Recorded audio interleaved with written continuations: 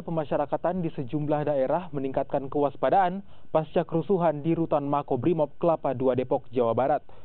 Pengamanan diperketat juga dilakukan di Lapas Kelas 1 Makassar yang dihuni 2 narapidana teroris. Meski peningkatan pengamanan dilakukan, namun Lapas Kelas 1 Makassar yang dihuni 2 narapidana teroris asal Nusa Tenggara Barat dan Jawa Barat tetap mengedepankan pendekatan dan pembinaan pada narapidana. Koordinasi dengan sejumlah instansi terkait juga dilakukan, mulai dari Polrestabes Makassar, Polda Sulsel, dan juga Kodim. Warga binaan teroris 2 orang, pengamanannya kita seperti biasa, tidak ada pengecualian karena kita tetap koordinasi dengan instansi terkait seperti dengan Polres, Polda, dan Kodim juga. Ya, jadi kita seperti tadi malam ada sambang patroli juga hadir di sini.